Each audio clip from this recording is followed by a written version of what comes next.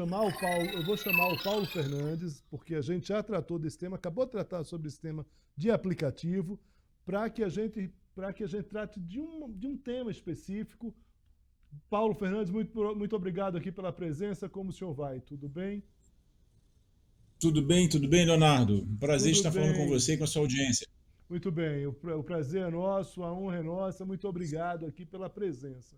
Professor, a gente falou agora com o representante do Ministério do Trabalho, deu ali as explicações, falou da negociação, de como foi a negociação, falou da oportunidade que o Congresso vai ter de regulamentar essa categoria. Agora, de qualquer forma,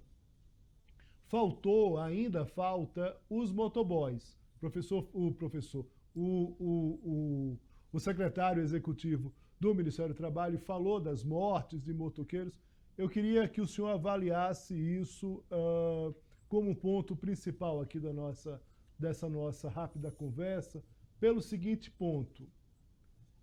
Essas duas categorias não deveriam estar num só processo, num só projeto, não tratar essas categorias de aplicativo, que querendo ou não, tem uma relação muito forte ali entre as duas, não vai acabar atrapalhando e acabar dificultando a própria negociação em relação aos motoboys? Como é que o senhor avalia isso? É, Bom, Leonardo, eu acho que os trabalhadores que elaboram nessa atividade de entrega de bens, de alimentos, etc., eles acabaram ficando fora dessa regulamentação, tendo em vista algumas particularidades, algumas peculiaridades que o trabalho deles enseja. O fato é que a nova regulamentação, a proposta pelo menos, né, esse projeto de lei, ele focou as suas forças justamente nos trabalhadores que laboram em veículos, fazendo transporte de pessoas em veículos privados de forma remunerada, né? Então, eu vejo que, sim, nós poderíamos ter uma regulamentação mais ampla, que abarcasse essas duas categorias. Mas as dificuldades na negociação em relação aos entregadores foi um pouco maior. Por isso que me parece que o governo pretendeu, então, avançar no que era possível e deixar para maturar, para ampliar um pouco mais as discussões em relação aos entregadores. Mas não só eles. Nós estamos falando aqui de duas categorias, digamos assim, né, que são muito importantes. Mas existem outros milhares de trabalhadores plataformizados, que trabalham através de plataformas digitais, né? Fora dessas duas configurações, né, de motoristas e de entregadores, né? Muitos trabalhadores hoje prestam serviço através de plataformas digitais.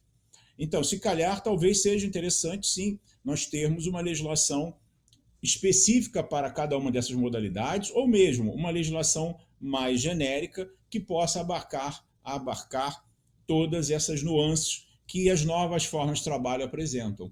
A dificuldade da regulamentação genérica é essa: são diversas formas de trabalho, são diversos tipos de trabalhadores, trabalhadores nômades, trabalhadores por cooperativas, por aplicativos, por plataformas digitais, que se apresentam no século XXI.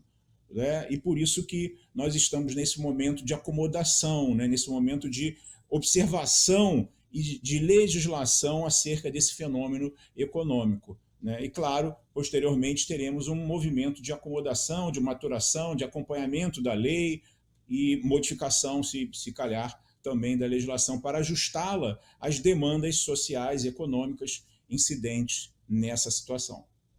Professor, no começo dessa negociação, e aí eu vou aproveitar mais um pouco do senhor aqui, mas rapidamente, o seguinte: no começo dessa negociação, se começou a dizer, não, a Uber vai embora, vai embora do Brasil, vai deixar se ficar uma questão muito regulada, porque não dá para pensar em regulação.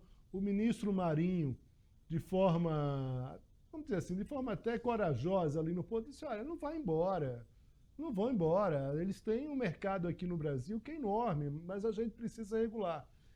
É curioso isso, e é importante essa discussão, porque, de certa forma, nos Estados Unidos, essa desregulação ela acontece porque os americanos acham que o próprio mercado ali vai regular, mas na Europa não. Na Europa já tem países que você tem uma regulação mais rígida. Entre essas duas pontas, Europa e Estados Unidos, nesse debate, na própria expectativa inicial de algumas pessoas que diziam que esse projeto não avança, não dá para avançar. Como é que o senhor avalia esse projeto agora, rapidamente, e em relação à própria tramitação nele no Congresso? Já agradeço aqui a presença do senhor aqui no Poder Expresso, no SBT News. Olha, eu vejo esse projeto como algo bastante alvissareiro, bastante importante. Eu acho que o legislador, que o governo acertou em cheio ao promover uma regulamentação genérica, mais ampla, mais soft, né, digamos assim. São vetores. O projeto de lei adota vetores genéricos que objetivam delimitar, né, estabelecer alguns contornos jurídicos, gerando mais estabilidade e segurança jurídica a todos os partícipes desse tipo de trabalho, sejam as plataformas, sejam os trabalhadores. Né? Então, eu acho que o projeto de lei, ao não entrar, ao não configurar esses trabalhadores como empregados, andou muito bem, fez muito bem. Por quê? Porque essas novas relações de trabalho não se enquadram no feitio traçado pela legislação do século passado, da CLT. Nós não podemos olhar o fenômeno do presente com olhos do passado.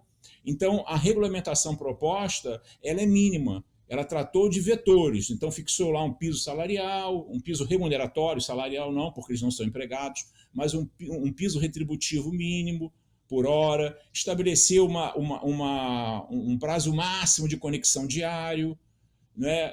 Então, isso tudo incluiu esses trabalhadores também na Previdência Social, que é muito importante. Então, isso tudo faz com que este projeto não traga o peso da legislação do trabalho. Ele é um projeto que regula uma forma específica de trabalho fora da CLT. E, por isso, a regulamentação é mínima. Ele estabelece alguns vetores ali. A partir dali, o próprio projeto prevê que as partes podem negociar, podem transacionar coletivamente ou até individualmente, mas normalmente coletivamente, em busca de novas sintonias, ajustar, encontrarem novas sintonias nesse mercado, nessa situação. Né? Então, no geral, eu vejo que o projeto ele foi bastante alvissareiro, porque, de um lado, atendeu os interesses, ao mesmo tempo, ele conseguiu atender os interesses dos trabalhadores, de ter essa regulamentação, de ter a previsibilidade, a estabilidade, saber o que vai acontecer, de quais são os seus direitos, e também dos aplicativos. Porque, na verdade, com isso, você consegue gerar um ambiente de negócios para os próprios aplicativos, para as próprias empresas, um ambiente de negócio mais estável também, mais seguro, com menos balanços, né? Menos tormentoso, porque você já sabe quais são as regras do jogo. O que nós tínhamos antes? Nada, nenhuma regulamentação praticamente. Né? Então ficava aquela especulação, aquela insegurança. Agora, com o projeto sendo ele aprovado, avançando, eu acredito que ele parte de um bom texto inicial, nós temos então a possibilidade de gerar esse ambiente, esse ecossistema negocial mais harmônico, mais interessante para todos. Professor, muito obrigado. Professor Paulo Fernandes, de Direito Trabalhista da FGV Rio. Forte abraço. Gostei muito da conversa com o senhor. Espero encontrá-lo outras vezes aqui com a gente. Boa noite. Um abraço, Leonardo. Obrigado.